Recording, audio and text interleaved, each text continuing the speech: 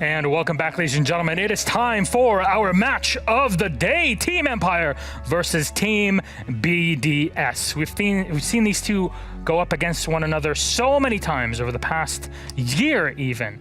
And there's still so much more to see after their big fight at Mexico. Jess, you got to witness it yourself. But what can Empire show today? They are in an uphill battle when they're on the online sphere. And, well, that's probably not unfair to say because every time they've gone up against BDS online, they have struggled and or lost completely. They don't have a very good win streak against this particular team, but it is a rivalry nevertheless because it was one of the best matches I have ever seen of Siege in my entire life. Was that semi-final, second semi-final of the Mexican Major. I think a lot of people would agree with me, and we all sat there in awe. That was some of the best quality Siege that has ever existed. So I'm sure we won't necessarily get that greatness again, but it is a revenge match for Team Empire and BDS, nevertheless, for the past 2 years. It isn't, but it is worth saying that Team Empire did win that match indeed. So is it a revenge match for BDS? Because they, they lost the semi-final. For the online matches. Yeah, but also just in the overall history, BDS lost their last fixture against Empire, one that they would have wanted to win the tournament. Well, we went through this a lot in the pre-show, so do go back to our HyperX pre-show and do watch that because we went through in great length, great graphics from our production team that was put up there. So speaking of, here is one of them that we used, and it There's just goes to show. Yeah. 6th November Major. Empire ended up with the full victory. They absolutely smashed, and that was online last year.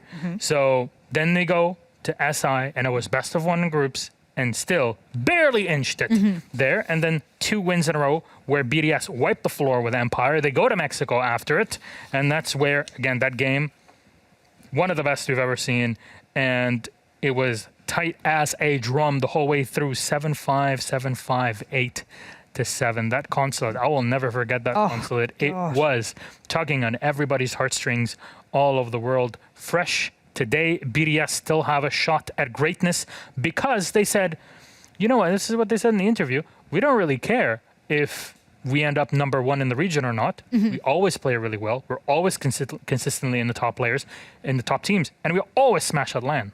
Yeah, and EUL is more of a gateway for BDS into the international tournaments, to the EUL finals, to majors, to 6 Invitational. That's where they need to show up, and that's where there's still a question mark. But inside of EUL, and especially League Play Best of Ones, that is their home turf, that is their territory, and they tend to just go out. And we saw it in the graphic when we pulled it up earlier in the pre-show about the match of the day, is that it only tends to be an upset when BDS lose. They're expected to go out and win every match in a best of one league scenario. Completely understandable. You know what? I think the map's going to have a big impact on this. So let's see which one it will be. My friends, 7-map pool, 6 are down, 1 is left, and who'll have the last say? Empire. They'll remove Villa. Understandable, but take us to Bank. Empire starting off on the defense with BDS on attack. We talked about Bank and the way the meta is currently as we just started exploring it. But Jess, on Monday, you talked to us about what BDS was doing on Bank. So how about a refresher for everybody out there?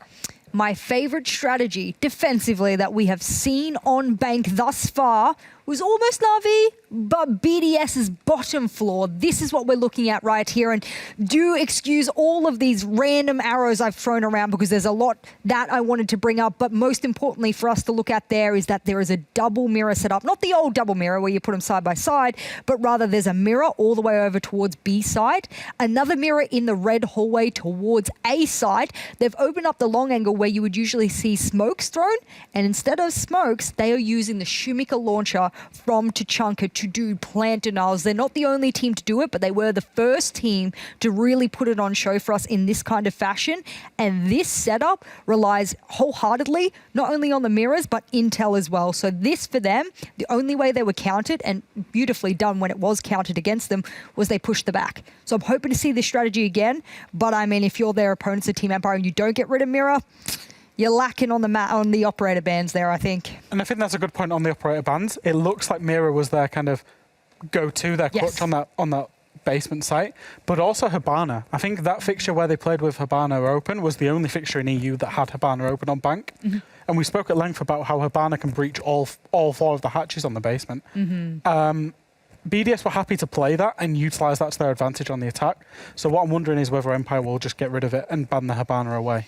Make them choose a side to attack. They have such a good Maverick player, though. Yeah. You take away Hibana, and guess what? There is a Rafale sitting behind on the Maverick going, don't worry, boys, I can draw the prettiest of pictures on any wall you give me with the blowtorch. So Ace didn't exist back when Bank was in competition, and Maverick had half as much gas in his Surya, the actual, like, chalumeau, how do you call it?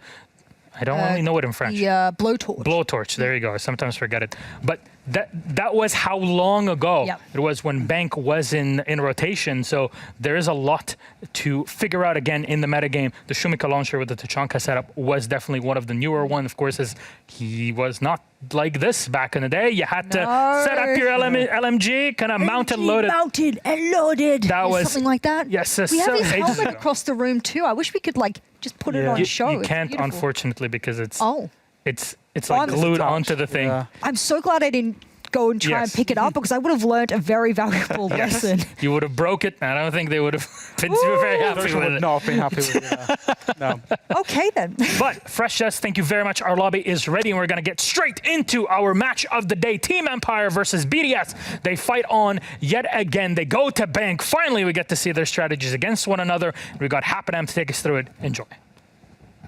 And the helmet is not the only prop we have here. We also have the giant sledgehammer, the caber, which I tried to grab or wanted to grab for our photo shoot, but I was told not to, so that's unfortunate. Either way, you could lead in every now and then, but we're heading into a nice little bank match between the two of these, and it's starting to become a bit of a rivalry, we can say. You want a good rivalry. You want a high bar. You want the best of our region to be good. And to win the major. And to win the major. Guys, EU. There it is. It's the hammer. Look at that. See, that's the caber. We just got it on display here. Can they angle it down to see? I don't know if they can. I don't move know if these they can cameras. go to. Yeah, they can move it. Maybe they can go to. Okay, before people start being like, start the game, it's obvious that they're getting things in the lobby. We're not doing this just to waste time. There's the helmet.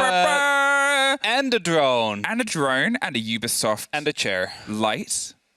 The chair's there as well. The chair is there as well. That's the reading corner. Thank you very much, production, for beautifully demonstrating a wall that doesn't get seen much. But it does exist. Yeah. It's there. We get to look at it Yeah, we get to every look day. at it. Our You guys- office is cooler than yours. We can say that, I think. Is this our office? It is our office. I wouldn't describe this as an office. What is it then? Workplace is a fine-fitting description. All right. Well, I mean, we're behind a desk. We are behind a desk. Actually, you're right. Okay. And we're on chairs right now. We're on chairs. Yeah, I mean, Those are two things that you do in an office. that are in an office. Yeah. We have a coffee machine here. That We do have a coffee machine here. that we sometimes talk around. Iana doesn't. She's been banned. Moved. There's... What makes an office an office? What makes an office an office? Yeah, when is something an office? Oh, we wear smart casual a lot of the time. That's an office. See, then we're also doing that. Outfit. So there's just a lot of things that make this sound like an actual office. But I don't mind being in this office. Either way, Yeah. we have a game. Did Medics just... What did you just say? I don't know. about Is here? it something about water? We have a printer.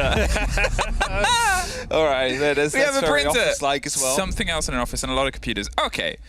3 of our bands have come through. Kaid is going to limit some of the play around the hatches, some of the difficulties, because there are a lot of great places to hide those. Okay. Claws. Valkyrie is a very fair and very smart removal on this map. The intel that it can obviously provide can be devastating for teams on the approach. You have to look at this sort of map with that huge, hefty space of the lobby, of that side. Is still a danger. It's still a detriment, sure. You're not just going to have a Glaz sitting on the top of the parking lot for most of the game. Now angling anymore. towards Kanto. But still, when you have that heft and then you suddenly have all these new sort of slight changes towards the basement, that means that those drops are sharper and shorter. Bank really is a map of extremes. They have both angles of heft. Now the mirror is left open and the Hibana is left open. Those are two operators that were alluded to a little bit before, that if you leave them open and something is really going wrong. Not being played straight away. Empire opting to go for the pulse instead. Shaiko on the finger. Now we have been seeing a big rise in finger play. Of course, due to the fact that the health is now a permanent buff. You get just the heal back up to you know, plus 30, unless you're already on your max HP, depending on your armor. Then it's just an overheal that comes through. So a little bit of a buff. Some grenades to use as well. Really makes her a great operator to go for. So has the opportunity to go for some nice little bit of fragging, especially if you're the one to instigate the adrenaline surge. Now, as we just get into this round, we see a lot of the hatches to be reinforced. We're not starting off at the bottom floor like we normally would think we would. No, we're heading into the open area. It's going to be a bit of an open bomb site, the name might say it. Very often we do see a bit of a take to come down from exactly the site that we're on currently, as the Excaliburs are quickly used to get rid of some of the castle barricades. An operator that just cuts down those lines of sight so effectively. Now, heading all the way up to the top to see if they can start their clear here across the side and see if they can pull any of these Empire players away. Joystick is playing quite aggressively around, obviously, the front desk, just on the inside of Banana, so he doesn't get caught by anyone that goes on the opening window. But as the pressures start to come in from every which way, he's going to probably need to fall back just a little because they are trying to isolate him first based on the setup, based on the angles that Ranchero is taking, and based on the pressure and the rotation around towards the white skylight. They want to try and find a Empire player. Dan is the risk factor right now. If Dan gets into a position he can swing and offer some support, and I think Always was also on the top of the white stairs, they could cause a problem. Talking of swing, woohoo! That was close. That's very close.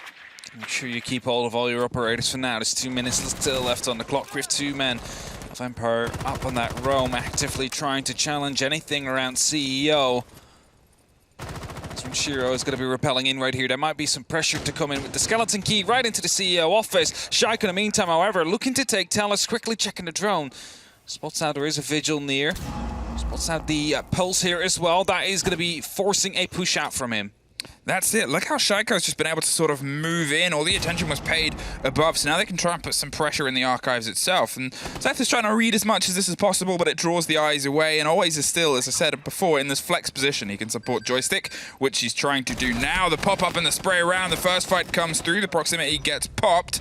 But it's Dan that gets the opener. A knife first Rafal with the pickup from Alems there. Suffin and snuck around the back side. Ranchero's trying to just find a body inside the long desk. The conference room is currently just held by Joystick. And another punishment comes through. Shaiko finally gets the pulse underneath, gets the kill, and it's blow for blow either way. But these are very spaced out fights that are happening. Very spaced out, a bit of skirmish all over the map, but the actual site for now, Shepard holding out here. Joystick picks up yet another one. 2 members of BDS still stay, but Shaiko, well, he's about to swing in, gets the first one, has site control now, but Playday, well, he needs to go all the way over to the actual side with that diffuser, and there's still a man waiting. It's going to be Always on these main stairs, just holding, and will be able to pick up the kill. No, he gets downed. Playday wins out on that one, and that means they can go for the plant now. Joystick is going to be in a 1v2 situation, has 2 opportunities to go for the kitchen, or either from Tellers. Now the castle wall, he's going to pop that with a C4 and give himself a little bit of an option to rotate and maybe draw some eyes that way instead. There is a post plant. They've got themselves separated either way, but with the 3 routes in, it's not a comfortable hold. It's going to come down to quick communication between the pair of them to see who can get the drop first. Popped up, and a bit of audio, though, gives the game to Shaiko, and BDS pull themselves back round to a round that was truly blow for blow. It was a blow for blow indeed, and some of them might have said, like, you know what, let's counterbench Shaiko, get Diana out of the way. Only to find him on the finger now with a spear 308. Really working out well for him. Able to pick up quite some nice couple of kills there. And the first round does go to BDS here in the attack on Bank. Locker CCTV up next. The second side to come through. We see a Warden, we see a Mirror, we see a Smoke. Of course, the 6-big potential is still there, but doesn't seem to be used for now.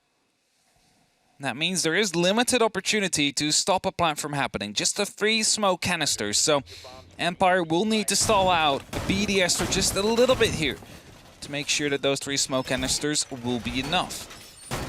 As you saw earlier on the desk, the strategy that BDS would employ is also the Tachanka, who has, of course, multiple Shumikas that you can bounce back into default plant. Now combo that one up with a smoke, and then finally we have that killer combo everybody was talking about when Tachanka just got reworked, when he would have been so overpowered. Well, on his lonesome, maybe not. But if you would combine it with a smoke like that on a site like this, it might be a killer combo. Now, you assume at some point that Warden is going to take up his esteemed mantle here, as Joystick is just giving him a little bit more support, holding onto blue stairs. You're thinking, why? Well, this is a very hot point. It requires all and everything to hold onto it, with the assumption that the push is going to come, obviously, via that underground tunnel and see if they can get some security. But for that, you need that body out of blue. And for that, you need a man on a mission with his smart suit and his special glasses, Warden, to keep himself under as many bits of control as possible, waiting with the support of those ADSs and that shield and those funky spectacles to cover anything that comes around that corner. I think this might have been a vault push that is about to be set up, considering we had Hibana and Shaiko up at the ATM store. Lamb's already on the top floor, clearing out the roamer. Spots a couple of footsteps there. We'll be getting into spots, and Mira now downstairs at site will not really be posing a threat. The rest of the defenders also offside, of course, just a ward, and that will be, well, somewhat offside. Playing on the server stairs is going to be the one that could make the difference here. But all the hatches will be opened up at the same time, except for, of course, the one that was just blown by Playday, just by the use of the X-Carol's remote detonation. That's it. They've set themselves. They're stacking everything at once. They're making sure that they have their options. Okay, sure, they could be setting up for this vault take, but they've got their plan B in place as well, which is obviously the traditional A plant and spot here. Shepard is getting a little bit aware of this. Feels like he's not going to be under pressure in Garage, so he's going to make sure he's in a situation where, sure, he can jump around the cameras, but can swing onto the fight at the bottom of green if that is where things start to spill out. It's a steady approach here from BDS. The drones round on the slightly moved elevator hatch gives them a little bit more width for the drop, but it in no way means it's more comfortable. We've seen many a player get stuck in behind the back line of a smoke canister, which always, if needed, could rotate an offer. And the drones that are coming out really show that it seems to be a push from the backside, from the vault and from the elevator. However, do not be mistaken, there are still BDS players around on the actual A-bomb side hatch, and it's just Dan currently defending it with a bit of help of Shepard, who of course could be using these horizontal angles to their advantage. BDS seems to be wondering a bit, what do we go for, where do we strike from, as there are so many opportunities for them. Grenades being cooked, trying to get them into the right spots to deal with the pieces of utility, such as that Evil Eye and the barbed wire, successfully does so as well. But if they want to go for a plant, they really should be opening this up as Ranchero gets the first kill. Just swung and shot blindly past the mirror window. Down, the special spectacles come in very handy. Now he's going to see if he can push around the other side, but he suffers from the hatch above. Not quite able to get himself back round, so goes for the C4, Creighton laid and blowed it up. Now he's going to try and retake the mantle, sprays through and gets one more. Dan on the triple kill, and my word, glasses and those sails have gone through the roof. A drop led right into the pocket of Shepard. One more for the road. It's Joystick to lock it off, and Empire to hold the defense. Just imagine if they were able to get the Warden there as soon as the pressure from the hatch came through. That would have been a round win. That wouldn't have been the C4. That could have gone the kill onto Playday. And it would have been a 45-second post plant with every single member of BDS still up and above the hatches. So we equalize the score. Levels pegging, as we've learned. You know, I was wondering about it before. Yeah. I thought it was that, but I just wasn't 100% sure, and I didn't want to say it wrong in case I would be tossing in an accidental swear, you know? It is a dangerous pairing of words. Is it? Well, I'm not going to explain any further. Yeah, I know, but that's why I was wondering. Yeah. Like, to the point where I think maybe we move away from your inability, because you will say something bad. At some point, maybe. And it's like my job to try and ensure that that doesn't happen. Oh, so you're my handler, basically. Yeah, pretty much. Talking of jobs and handling things, Dan handled that pretty well. And Dan as a character has had a little bit of ups and downs in recent sort of splits and seasons, with his time with Empire, where he hasn't quite been able to fit in. There's so many statements and so many games where you go, this is it, this is what we see in him. But there are games where he starts to slip away. And that was around the first stage. That was around when we saw Empire drop off a bit. Dan was really one of those main sufferers of falling into that obscurity. But recently, he has been on such a good form. He's really found a massive confidence to swing behind. And sure, a lot of people will cite Joystick the Cyborg for his massive performances on land, which, to be fair, yeah, rightly so. He was a beast. But Dan, for me as well, especially in the online season, has been able to carry that over. And I'm really excited to see how much that sort of grows, because he's starting to get sharper and sharper. Sure has been BDS here. Most of the window repels, opening up every single thing to give themselves as many opportunities, as many angles as they possibly can find. Looking to secure this top floor as quickly as possible. It is absolutely key to their success, to their attack, because you need to make sure that there's no one, you know, having any vertical angles on you if you would be going for that plant, because there is quite a bit of flooring that is destructible, especially in stock, a little bit in Janitor. That could really be coming to work up against you. So, BDS trying to work on that as before. Shaiko, however, is on his lonesome. He's on a bit of a solo roam, or clear rather. Whereas Joystick now, getting his drones in position, should be able to potentially find out about this. Yeah, that's it. Joystick gets caught, but he was playing this point before. He's trying to find the fight against Rafal. Last time it was Renshiro, and this time it's slightly different. The grenades over the top are going to cause some problems, but he's still able to slip into a slightly comfortable position. That castle on that door actually gives Shaiko a little bit more freedom to play around the bottom of the spiral staircase if he needs to. Sure, he could still be swung round and from above as Joystick is looking to find, but with Dan getting the opener, it puts a bit of a mantle of pressure. There's the swing, there's the fight, just can't connect. The bars come through for an attack, but here with Dan getting two on the other side, and now Shaiko falling, BDS have found themselves absolutely drifting out of the fight on this top floor. Sam used the adrenaline surge right there to quickly heal himself back up. It made him stay alive just a little bit longer, but it didn't last in the end. And now Dan, waiting in the corner, is going to be picked up. Rafal gets the kill. 4-on-2. Yeah, still have a fighting chance right here as Playday is trying to take the fight up to Joystick, but he's not going to be able to lock off the final shot. But, you know, Rafal's not far out. He's kind of on the hunt himself, knows that he's around the banana side. Looking to potentially find him through a window or anything else, but always, of course, there to support as well. So he has to be very careful on how he threats this top floor, because otherwise he will be picked up as a result. Matches will be opened up, but 30 seconds left in a 2v4. How much will it help them? And that's the worry right now, is you can sort of see that they still have Joystick, and he said, look, go down, I'll play this for as long as I can, and that was around the 40-second mark, and now 20 of that has gone, and they're still just sort of trying to get comfortable on the drop on the hatch. They're prepped and ready with almost a take there on Joystick. Almost took him out of their misery. Finally find it, but with 5 seconds, they've just got to try and hit the boards and see if they can make it stick. A great take, but now is the tough part. Holding it past the delivery time, hoping that the cover comes from above. It does not. And there it is. Another round for Empire. Another close fight down in the open area.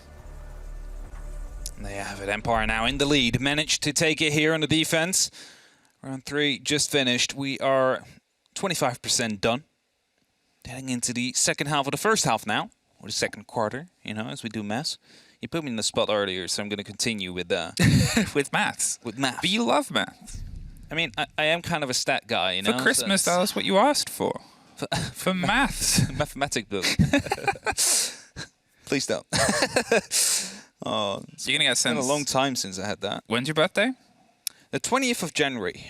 Okay, so just after Christmas, everybody make sure that you send as many math problems. See, I've had my fair share of them.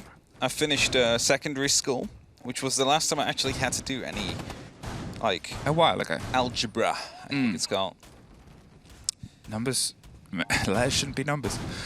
That's all I'll say. Right, 2-1 Empire. They're going to find themselves on their tertiary bomb site for the first time this time around. They've opened themselves up the hatches underneath for rotation and some problems.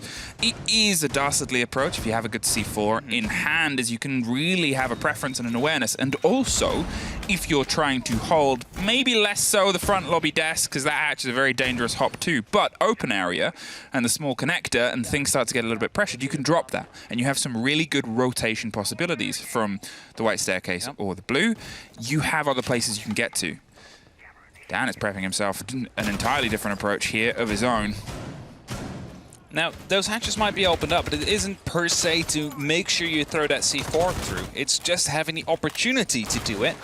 May the need arise. You never know where the plant will be coming down, and if a well-placed C4 from the Pulse of Scyther would be able to stop the threat from happening. 2:30 in the meantime, and again, BDS is working steadily on getting that top foot control, something they have been doing for the entire game. You can see how important it is for them. All they really need is to find 1, maybe 2 more attacking rounds, and they should be set for this half.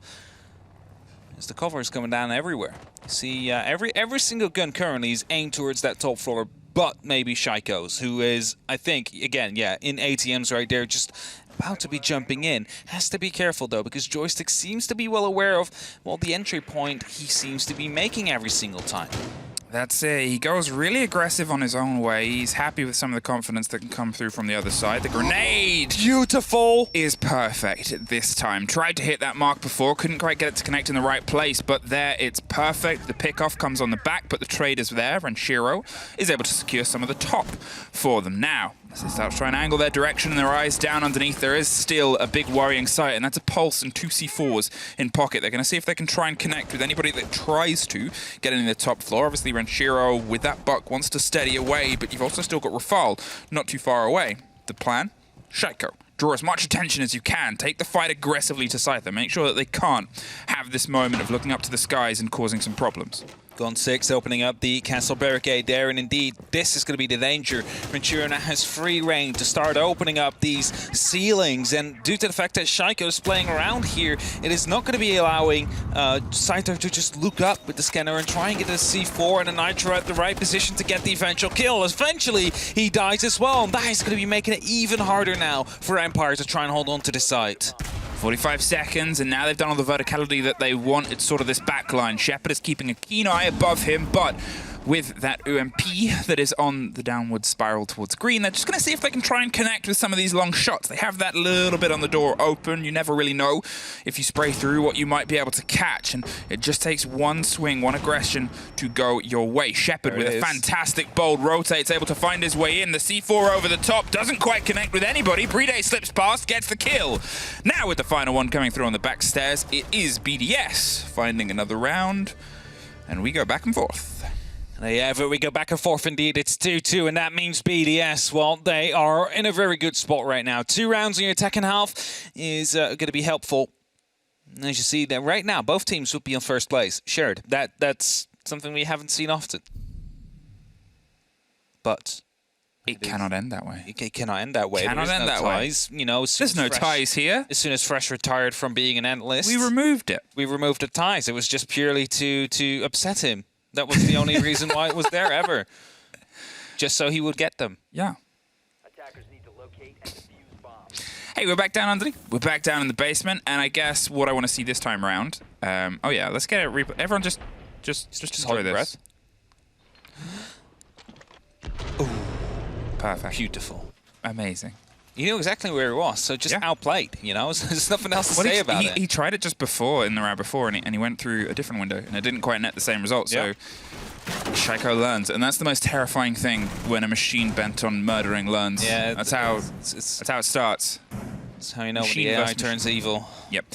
Okay. The point I was going to make is I'm curious to see if we get a slightly different approach here from BDS Attack. We've had a bit of a change in terms of the Maestro's gone and the Echo is on the board instead. And now, though, it's still this core hold of blue that we did see Dan pull away from. And to be fair, he went absolutely massive behind the mirror window. But at this point, if you're BDS, you're thinking, okay, we can't really do that again. We might have to try and isolate this fight, and that might mean they might try to force themselves down blue and force themselves against a position they know Warden is going to be playing in first.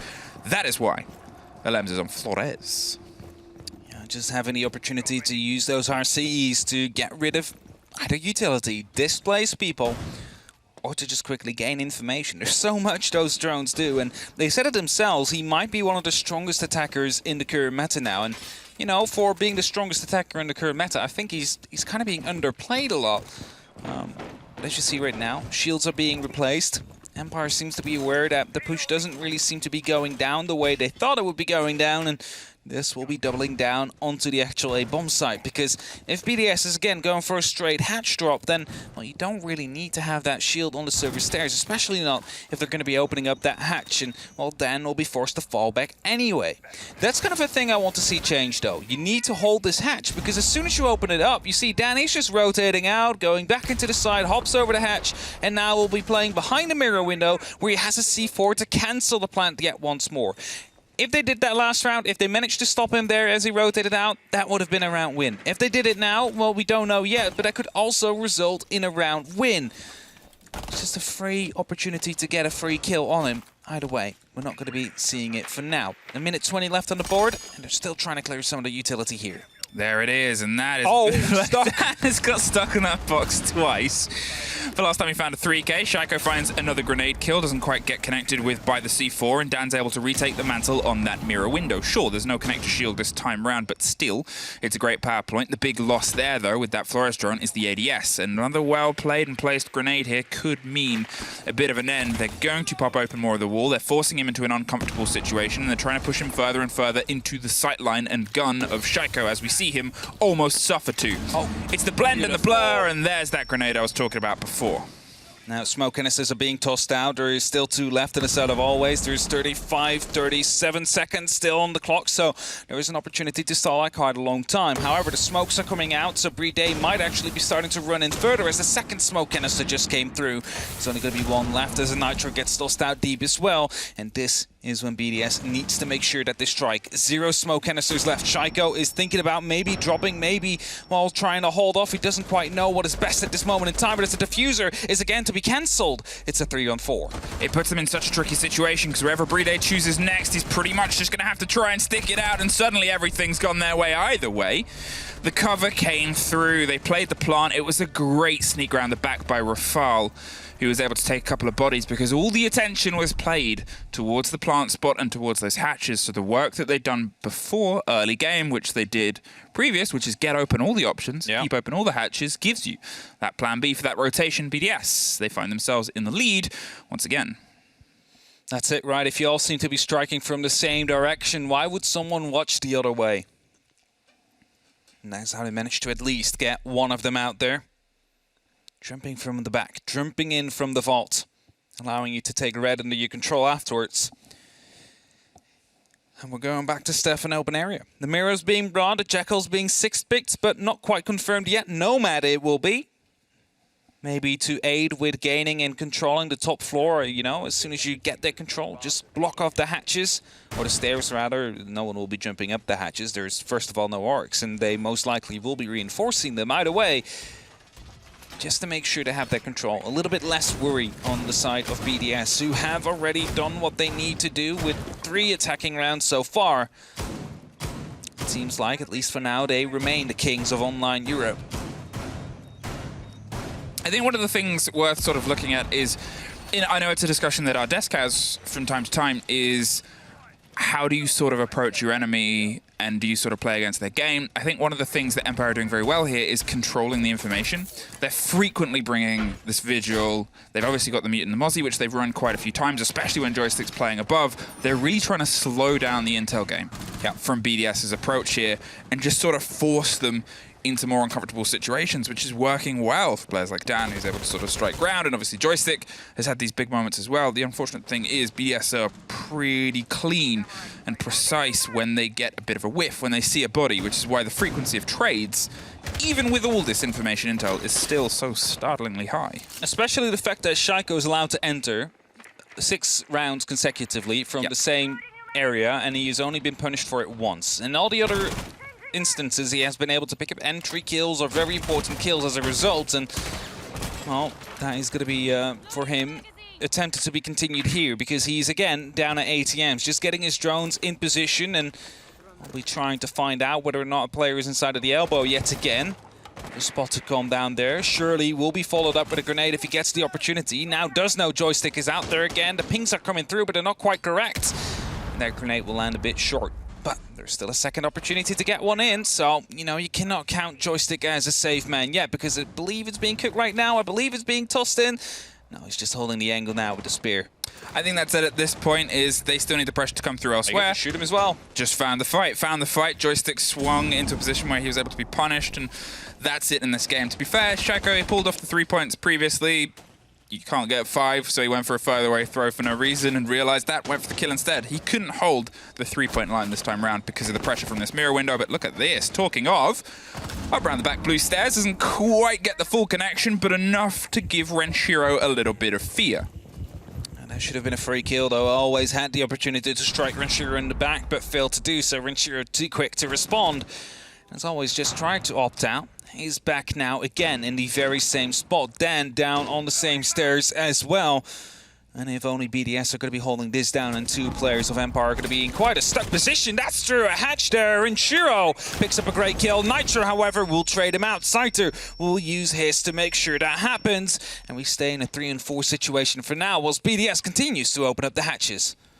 It's one of the things, again, where we're seeing a little bit of a disconnect in terms of the fights that are coming through, unfortunately. Although we can talk about how well Joystick and Den have lent into this game, the remaining Empire players haven't quite been able to find themselves in this firefight. And it's not that BDS are doing much better, but it's more diverse in terms of who's able to get into these trade situations, who's able to find these fights. And this isolation of the Empire players is something that keeps coming back to haunt them there. How many angles were involved in that fight and that take, and how many moments has that happened with Shepard under fire inside? It's Rafal that gets the drop in the meantime on Dan on this bottom of square, and BDS find themselves a 4-2 half. They have it a 4-2 half. BDS really taking the charge here, and now they'll go over to the defense, and they have their mirror available, they have their smoke available, they will have their Tachanka available, so my guess will be that we're going to the bottom floor first.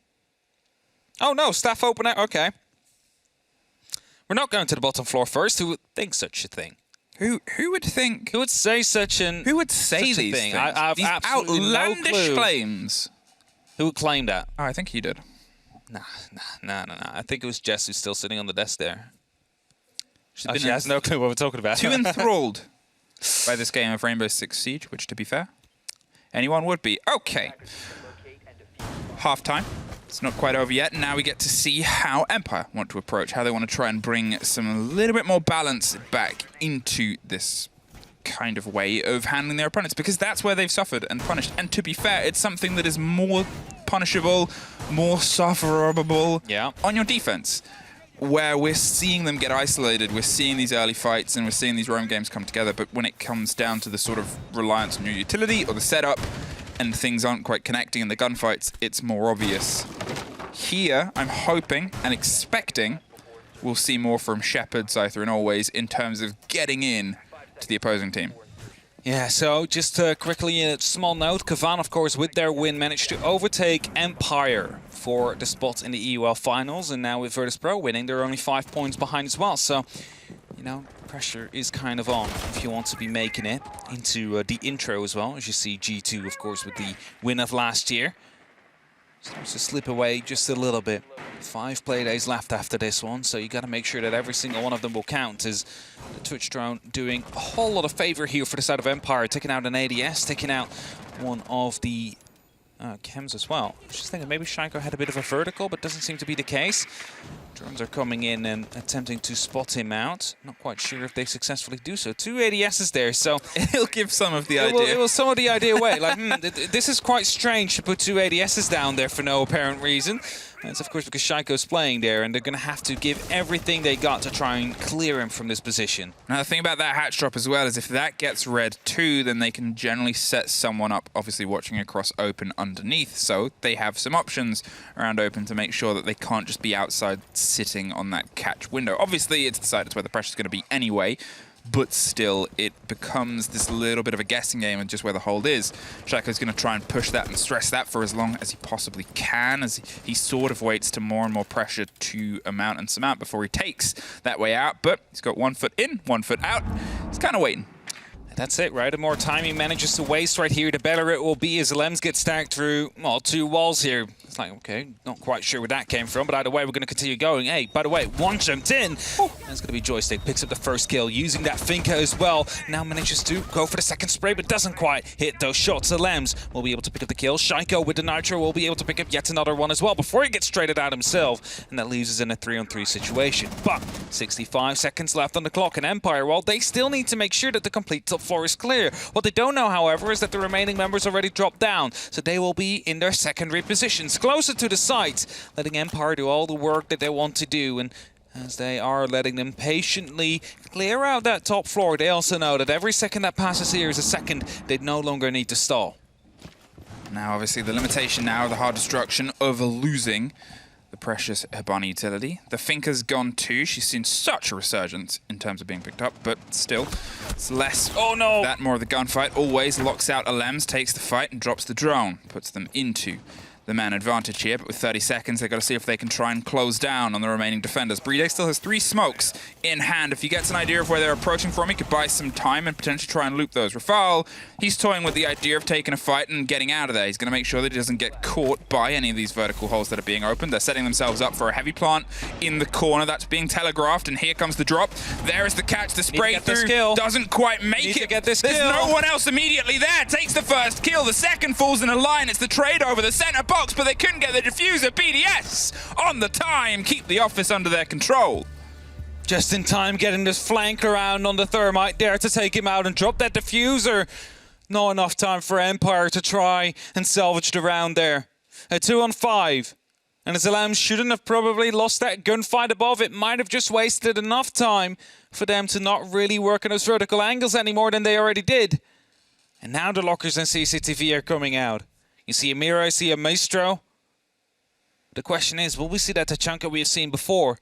Using those bounces into the default plant, or is BDS also aware of the fact that it has an easy counter that is to come from the back? Yes, it's supposed to come in. A different setup that was highlighted on the desk, luckily, because that means that these teams keep on innovating on Bank. The map that has, you know, a little bit back, being reintroduced to the competitive scene. A 5-2, but it could very easily be an entirely different score. A lot of these rounds have been so close and so down to the wire here. BDS keep just scraping by, keep just having that little bit of wind and that little bit of skill go in their favor just towards the end, but Empire are knocking on the door of claiming so many of these rounds so far. So can they find at least a little bit more before they find themselves suddenly sitting on map point here as they go and try and approach their way all the way underneath? Playday is setting themselves up for a bit of a clear around the top, but I expected the Pulse not to be the man roaming on the top. For sure. No. Zalem's just taking care of some of the, you know, the clutter that's around it. Doesn't quite need it, so, you know, just clean it up in case you're going up for a gunfight there. Or maybe even taking out drone spots where they can hide, you know, just in a table, top of a shelf. There's many different reasons why you could go for just destroying things around the map. Sides are looking to go over. Joystick already in quite fast here, actually. 30 seconds we are in, and Joystick already clearing out the entire top 4 by himself. Just face checking it with a drone on the other side of it. Now going over to that first floor. Spots a rotation, spots a camera that's on. So knows that this might be a little bit more of a dangerous clear than that top 4 just was. Thought they might be able to punish somebody who was loose around the top. Thought they might be able to try and get in with some aggression. They saw that there was at least 2 bodies there before, but BDS weren't going to play that game. Always as well, cutting through the core, the middle of the site, opening the rotations that they need to keep this high pace up from Empire. They want to make sure that all of those near misses, all of those rounds where they've been so close to pulling points, are going to stay as wind behind their sails. The opening of the hatch as Scyther finds the next. It's just pace that they want to apply here. That's it. The sooner the better. As Dan spawning out the mirror in and now deciding to send a stretch drone on a little bit of a mission. They need to take out that drone, that camera drone mirror window. There you go. So just the canister needs to be shot. There you have it. That is going to be making things just a little bit easier. Shiro has no clue where it just came from. 3 ADSs, however, to support them. No grenades will be falling into his spot to try and take him out, but as there is going to be some Excaros to try and open up the gap a little bit more, Shiro's in a bit of trouble, and that means Rafal in the secondary position will have to use these smoke canisters to save the round. But with a minute left and Dan getting the first kill, this might just become a little bit harder. Shaka took a fight from a very long range, but Dan, well, he wanted to meet that mantle and took the medal of all that he needed. They have the secondary mirror window. They can try and fool their way back further as Joystick tries to put some pressure onto the bottom of the green stairs on the opposite side. They're concerned about the hatch that they used to punish Empire in a similar situation and position, but they have 40 seconds. They have a little bit more time to try and do a little bit more of the groundwork here as the first canister clears.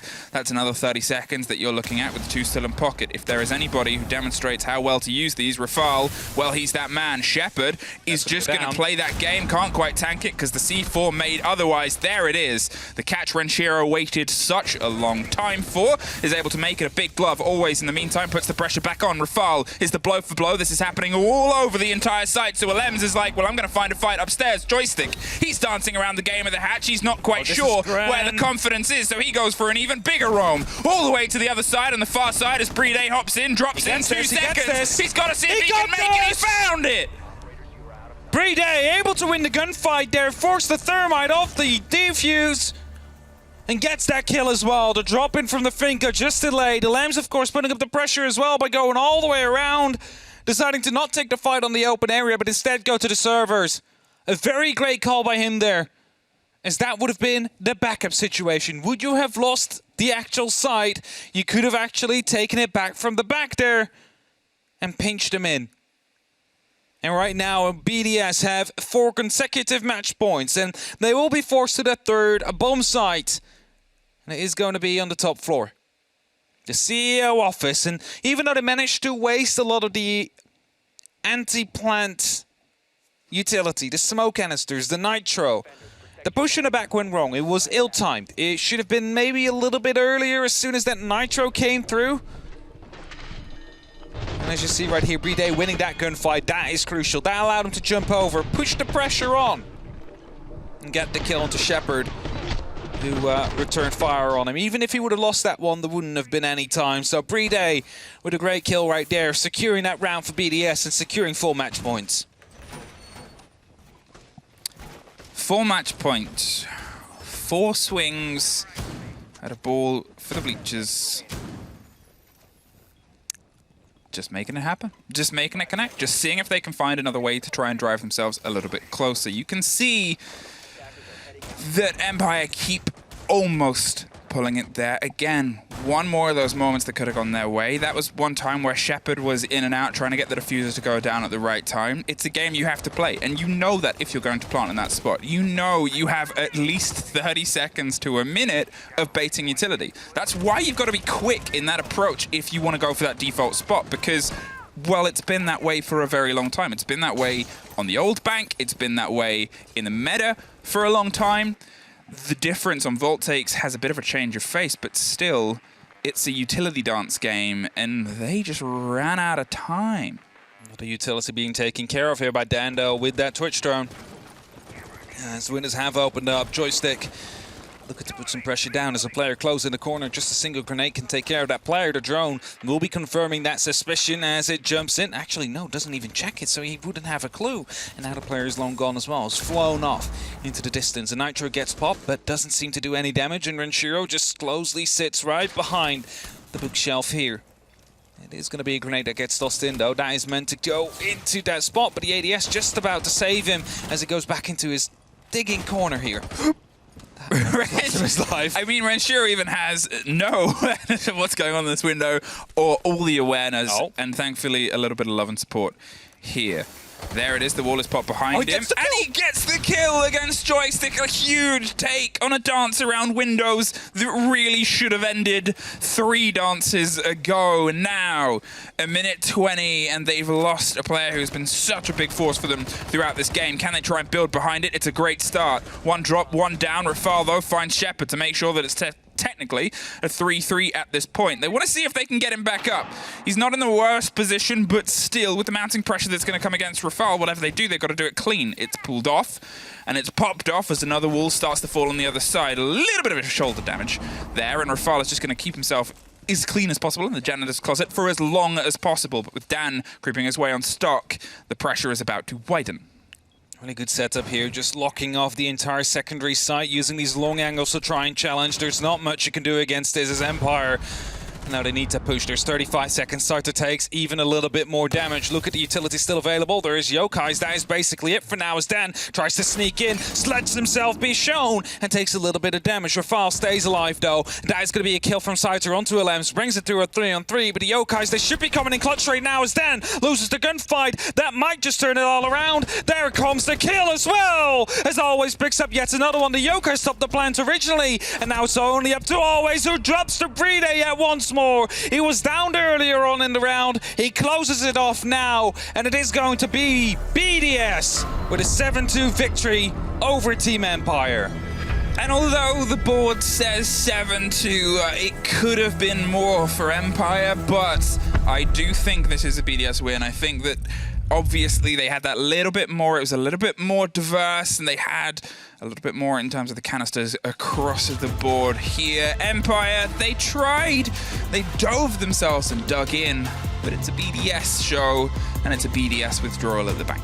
Yeah, they tried some extra setups there, but they really worked out for BDS. Empire gave it all the best, but the new strategies that seem to be employed there, especially on that top floor, I really like that one, seem to be coming out on top in the end. But before, once again, we toss it back towards the desk, we have a very quick ad break for you.